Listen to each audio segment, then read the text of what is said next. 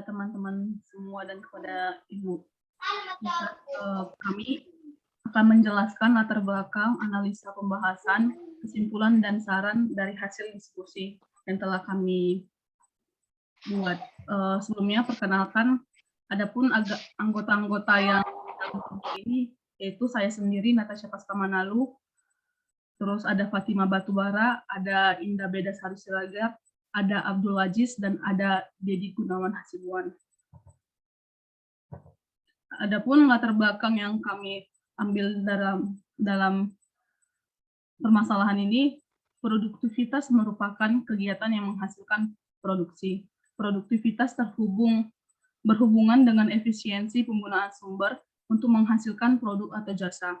Produktivitas secara pengertian merupakan suatu kumpulan hasil-hasil dan berhubungan dengan penggunaan sumber daya untuk menunjukkan suatu efisiensi dalam menggunakan sumber-sumber daya yang digunakan. Sedangkan efektivitas adalah cara mengukur keberhasilan dalam mencapai tujuan, dan efisiensi adalah cara mengukur kehematan penggunaan sumber. Produktivitas adalah perbandingan dari beberapa keluaran dengan beberapa masukan. Terus di sini peranan seorang supervisor sangat diperlukan pada perusahaan untuk peningkatan kinerja perusahaan. Supervisor merupakan bagian dari manajemen perusahaan yang memegang peran penting dalam upaya meningkatkan produktivitas. Menjadi supervisor berarti menduduki tanggung jawab dan pekerjaan yang berat dan sekaligus menantang. Pada para supervisor bertanggung jawab atas pekerjaan orang lain dan pekerjaan sendiri. Mereka harus memecahkan masalah, mengambil keputusan, dan bertindak. Jika tidak disiapkan sebaik-baiknya, kemungkinan dapat menghambat produktivitas dan menimbulkan kerugian yang serius bagi perusahaan. Untuk analisa dan pembahasan akan dijelaskan oleh Saudara Dedi Gunawan Hasibuan. Oke, selanjutnya tentang analisa pembahasan. Pada pembahasan ini kami akan menerangkan terkait contoh kasus yang diambil oleh Ahmad. Ahmad lulus sidang sarjana S1 2 bulan lalu dan setelah beberapa tahun bekerja diangkat menjadi supervisor. Kemudian membahas dengan anggota unit kerja tentang adanya pekerjaan yang tidak produktif dan efisien. Namun dalam diskusi setiap orang bersikukuh dengan pendapat masing-masing dengan tidak melihat permasalahan sebenarnya. Sehingga Ahmad menganggap lingkungan kerjanya tidak cocok lagi bagi dirinya.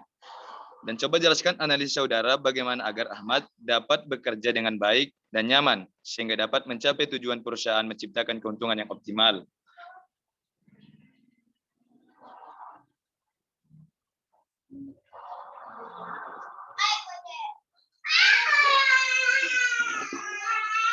Kesimpulan akan dijelaskan oleh Saudara Indah Bedasari Siregar.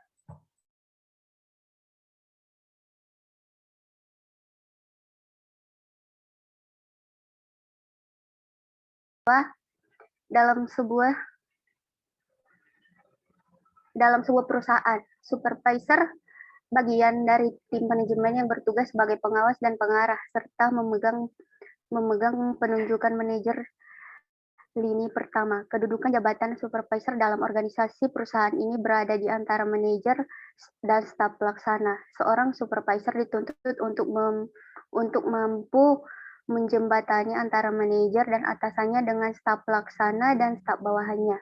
Peran supervisor adalah harus memiliki pemahaman yang baik tentang pekerjaan tim dan juga pemahaman tentang tugas kegiatan manajer.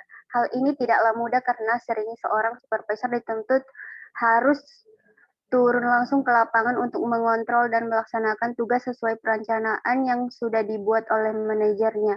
Dibutuhkan komunikasi dan kerja yang baik antara manajer, supervisor, dan staf pelaksana. Supervisor dituntut untuk selalu meningkatkan tingkat keterampilan pengetahuan sehingga dapat bekerja secara profesional. Selain bertanggung jawab kepada manajer, supervisor juga bertanggung jawab untuk memastikan bahwa staf yang bekerja di bawahnya bekerja dengan baik.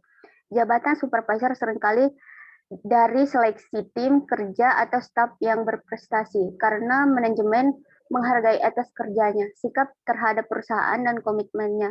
Perusahaan biasanya juga mengharuskan seorang yang dipromosikan menjadi supervisor untuk melakukan pelatihan mengharuskan seorang yang dipromosikan menjadi supervisor mempelajari keterampilan komunikasi dan manajemen yang penting.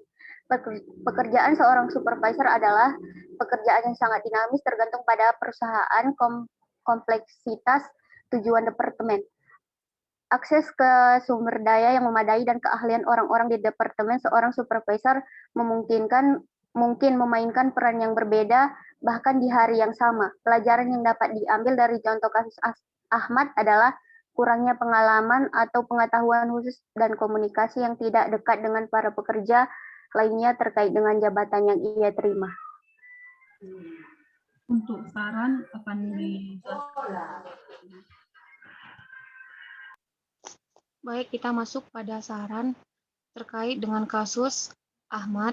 Saran yang dapat kami ambil menurut kelompok kami ialah sebelum si Ahmad diangkat sebagai supervisor, ada baiknya untuk melakukan pelatihan khusus terlebih dahulu agar wawasan seorang Ahmad semakin luas dan lebih bisa untuk beradaptasi di seluruh kegiatan perusahaan tempat ia bekerja. Saran lainnya, seorang supervisor harus mampu membangun suasana kerja yang kondusif, suasana yang bisa memotivasi karyawan, dan serta mampu menggunakan potensi mereka secara maksimal. Selain mengelola anak buah, seorang supervisor harus bisa mengelola waktunya secara efektif dan efisien. Dalam pengelolaan waktu, para supervisor umumnya sering mengeluh karena merasa kekurangan waktu. Untuk mengejar target, mereka harus berburu-buru karena bekerja lembur dan ada kalanya pekerjaan diselesaikan di rumah. Tidak jarang hal itu menimbulkan perasaan terhampiri beban yang terlalu berat. Sebenarnya hal itu tidak perlu terjadi jika kita mengetahui cara mengelola waktu yang baik. Masalahnya bukan terletak pada sedikit banyaknya waktu yang ia miliki. Oleh karena itu, terpenting dalam mengelola waktu terletak pada apa yang kita kerjakan dan sejauh mana tingkat efisiensi pelaksananya. Kembali pada Natasha. Baik, sekian hasil diskusi kami yang telah kami videokan. Terima kasih.